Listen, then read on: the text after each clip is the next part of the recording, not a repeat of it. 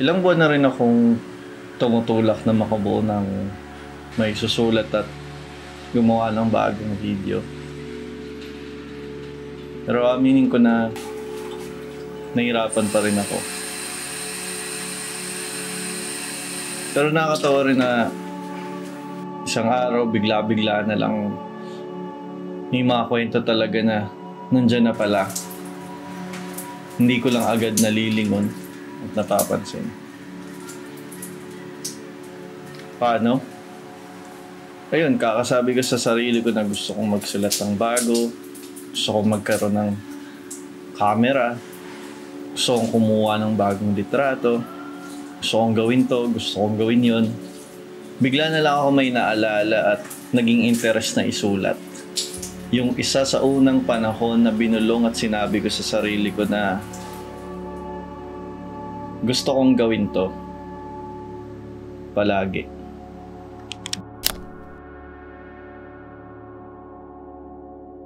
Balik tayo noong 2013. Kakabili pa lang ni Airpat ng bagong DSLR. Hindi yung taon na ang dami kong ina-explore at iniisip ko kung magda-dive ako sa photography. Yung dive na lahat gusto kong itry, from portrait to landscape to street to events, kahit yung mga simpleng nature. Second year college din ako noon at kakalipat ko pa lang sa bagong school sa Letran, Calamba. Tanda ako nung unang pasok ko noon at hindi ko alam na may event pala at tradition na mangyayari sa araw na yun. Ang tawag ay Binyagariba. Sa tradisyon nila ngayon, ang gagawin ay lahat ng mga bagong estudyante ay bibinyagan o babasain. Noong umaga ding yun, pagpasok ko ng gate, may mga seniors na sumalubong sa akin at sinabi na kailangan ko daw sumali. Alam ko sa isip ko noon na hindi ako pwedeng mabasa. Una, wala akong ekstrang damit. Pangalawa, wala akong kakilala na pwedeng mahiraman. Pangatlo, ang dala ko lang sa bag ko ay notebooks, journal, planners ko, at camera. Kaya nung time na yun, iniisip ko na kung iiwas na lang ako at uuwi na lang ba ako. Pero naisip ko, sayang naman yung araw. Mismo nung umaga din yun, tanda ako na bumalik ako ng gate at sinabi ko dun sa seniors. Sasali po ako, pero hindi po ako magpapabasa. At ang magiging participation ko ay kukuha na ko po sila ng litrato.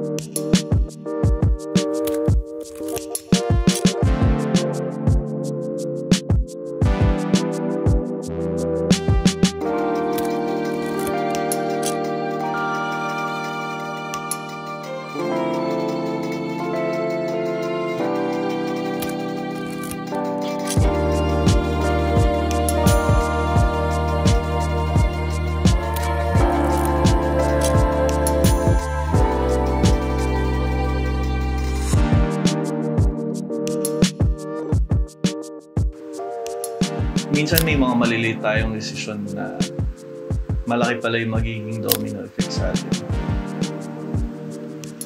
Noong mga panahong yun, ay nasiguro yung simula nung sabi ko sa sarili ko na gusto kong gawin to at gusto kong mag-grow dito.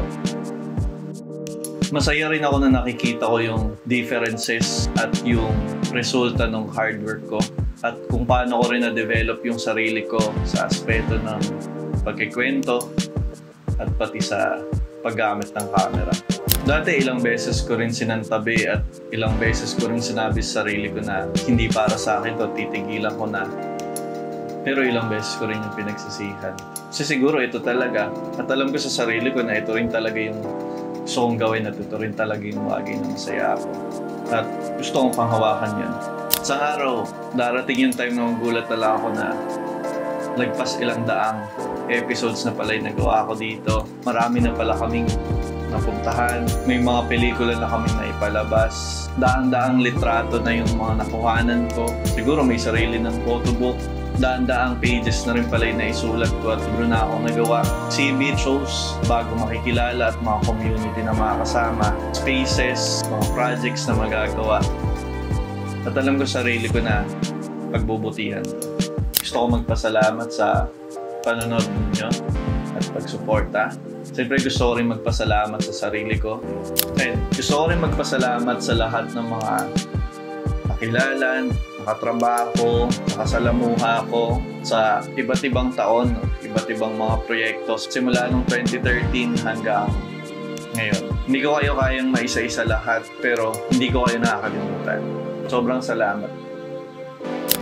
At sa inyong mga nanonood, sobrang salamat sa pagsuporta ninyo. Pwede rin kayo mag-comment sa baba at magkwento kung kailan nyo nasabi sa sarili nyo na gusto kong gawin tong craft na to, gusto kong gawin tong passion kong to, at masaya ako dito.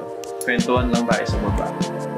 Hanggang sa susunod na episode, paalala lang, manatili mapagmahal, maging mabuting tao. Peace.